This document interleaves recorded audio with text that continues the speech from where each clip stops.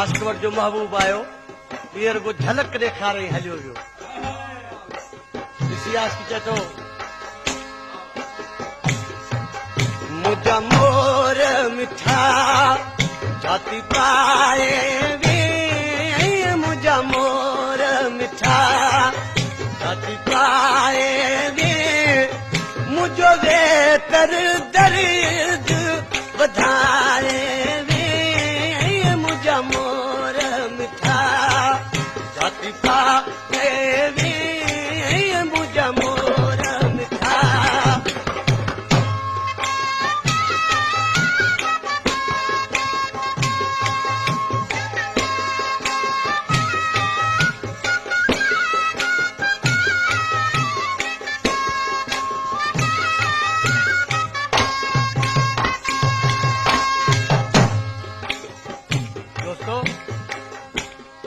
दुख खारो पोइ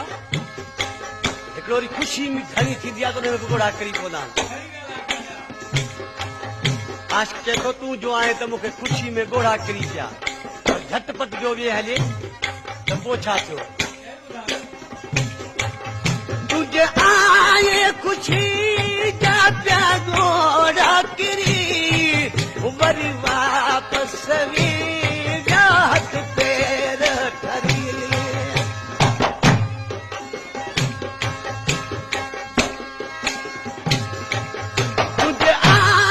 खुशी जा त्यागो टाकरी वरी वापसि जा हथ पेर ठरी तोखे कहिड़ी ख़बर मूंसां छा गुज़री तोखे कहिड़ी ख़बर मूंसां छा गुज़री मूंखे रिण में राति रहाए मोर मिठा छाती पाए वे मुंहिंजा मोर मिठा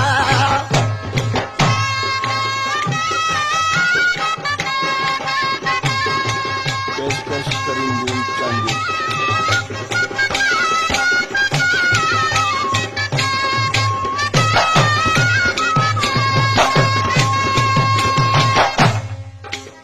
दोस्तों खुदा जो अहिड़ो रंग आहे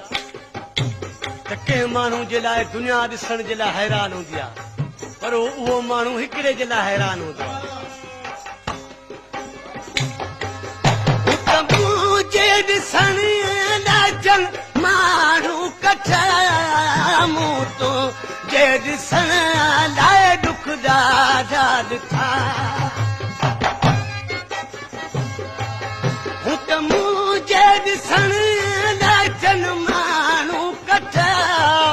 मूं तो जे ॾिसण लाइ दुख ॾाढा ॾिठा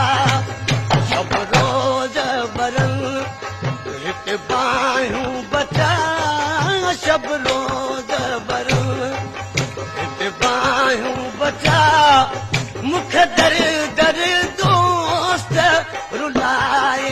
वे मुंहिंजा मोर मिठा छाती पाए वे मुंहिंजा मोर मिठा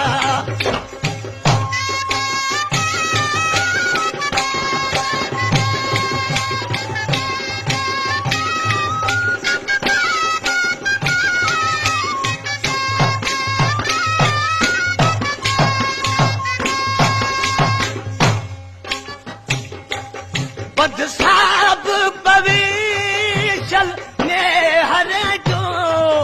दीदार थिए वरी तो दिल भर जो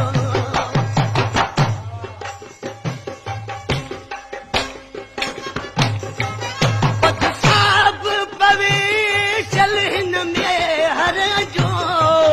दीदार थिए वरी तो दिल भर जो पढ़दी दुस शाह न जफनर जो पढ़दी दुस शाह न जफनर जो